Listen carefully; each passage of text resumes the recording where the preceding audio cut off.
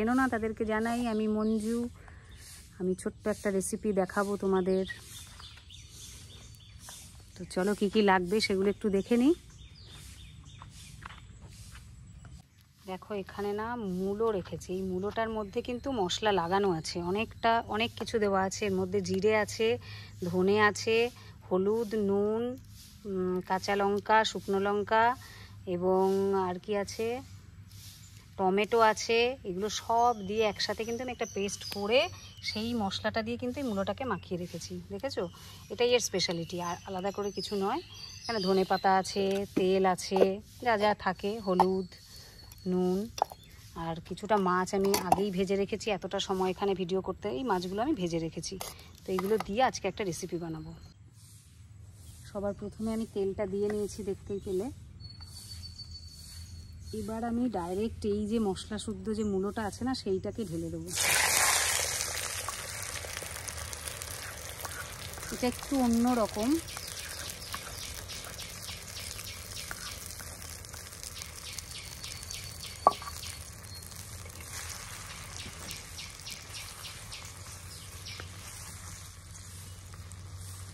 এর সঙ্গে গায়ে মাখা যে জলটা ছিল সেটাও আমি দিয়ে দিয়েছি, যাতে মশলাটা ওর মধ্যেই একটু কষা হয়ে যায়।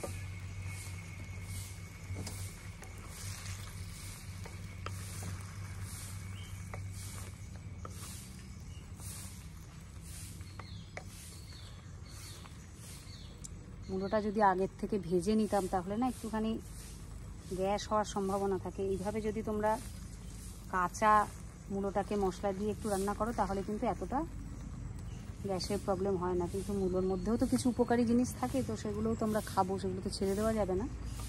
এটাকে একটুখানি কষাতে থাকবো, একটু ঢেকে ঢেকে কষাই। অনেকটা কষিয়েছে, দেখো অনেকটাই কষা হয়ে গেছে। কষানোর সঙ্গে সঙ্গে মশলাটা যেমন এর ভেতরে ঢুকবে, তার সঙ্গে বড় কথা যে মূলোটাও কিন্তু অনেকটা সেদ্ধ হয়ে যাবে। ঠিক আছে, মানে তারপরে জলের মধ্যে আর বেশিক্ষণ দেবো না। অল্প একটু যখন জল দেব তখন আর বেশিক্ষণ মূলোটাকে রাখতে হবে না। তো মোটামুটি একটু কষা মতন হয়েই এসছে। গন্ধটা যখন বেরোবে তখন তোমরা বুঝতেই পেরে যাবে যে এটা হয়ে গেছে কি না। কষানো মোটামুটি হয়ে গেছে, সুন্দর একটা গন্ধ ছেড়েছে, বুঝতে পারছি।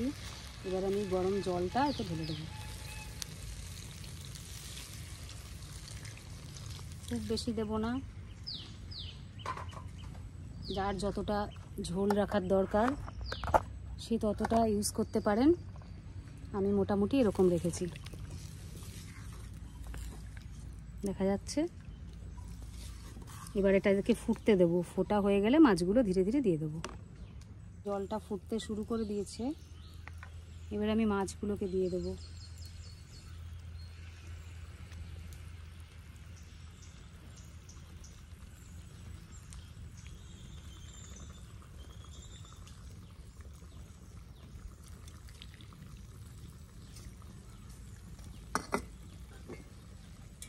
মাছগুলোকে এর সাথেই একটু জাল হতে দেব।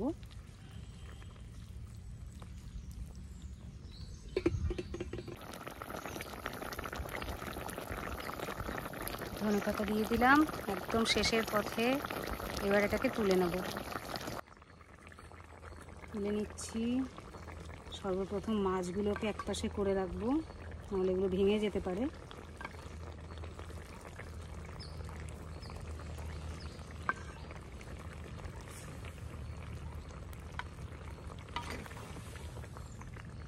দেখো হয়ে গেছে।